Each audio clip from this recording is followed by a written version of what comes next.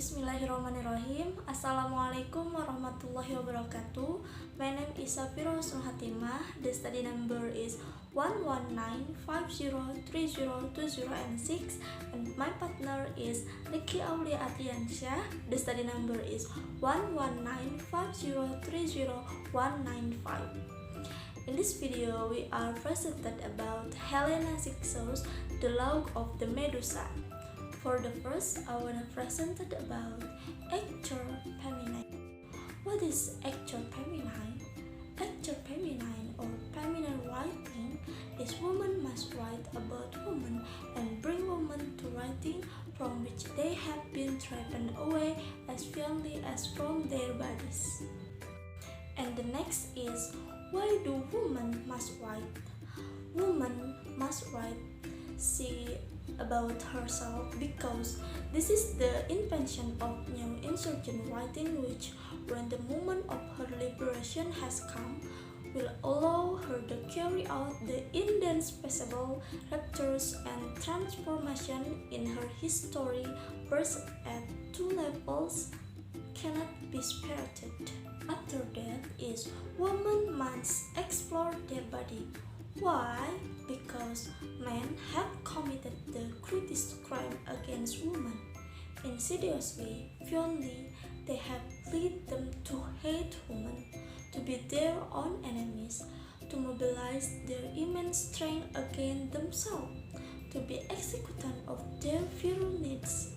They have made for women an anti-Nazism, a Nazism which loves itself only to be loved for what women haven't got. They have constructed the infamous logic of anti-love. And then is erotogenicity. What is the meaning? Erotogenicity, heterogeneous. Yes, for her just benefit service erogeneous, she is the erotogenicity of the heterogeneous airborne swimmer. In flight, she does not killing to herself. She is dispersible, prodigious, stunning, deciduous, and capable of others. Of the other woman that she will be, of the other woman she is it, of him, of you. And the next material can presented by Riky, Aulia, Ardiansyah. Okay, thank you for my partner Shafira.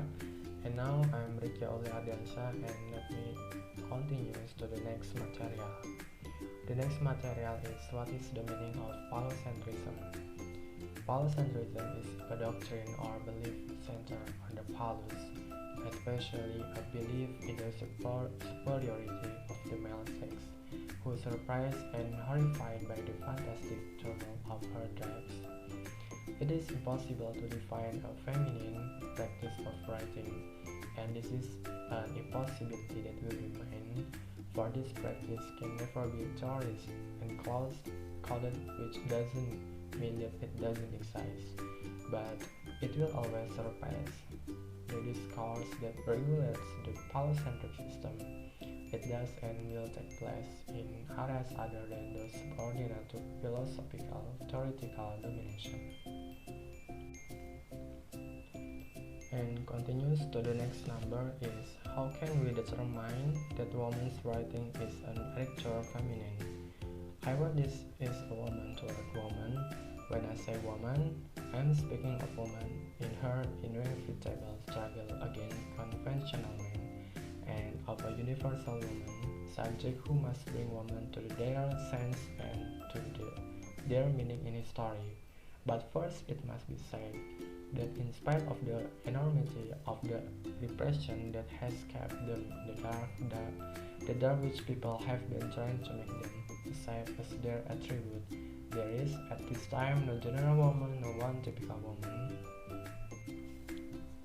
What they have in common I will say, but what strikes me is the infinite richness of their individual constitutions.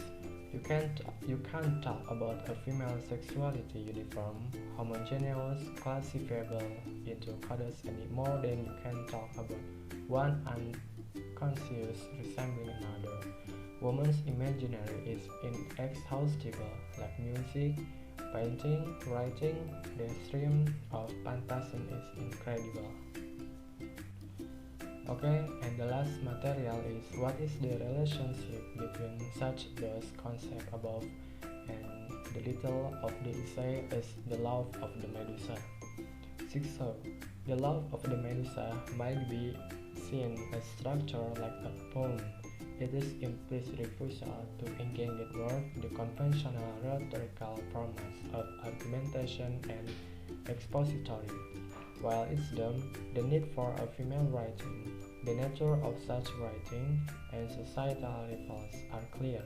These themes surface into prominence in Cixous' text through an almost poetic refrain, through pattern of recurrence and reiteration in altering context. They repeat as between two horrifying myths between the Medusa and the abyss. They will be enough to set half the world laughing, except that it is still going on, for the polygenetic sublation is with us and its militant, regenerating the old patterns anchored in the dogma of castration. They haven't changed a thing. They have theorized their desire for reality. Let the price tremble. We're going to show them our sex. And that's all from us.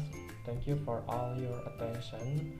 I'm Riky Ardiansyah and my partner Shafira Husnul Khotimah. See you and goodbye. Wassalamualaikum warahmatullahi wabarakatuh.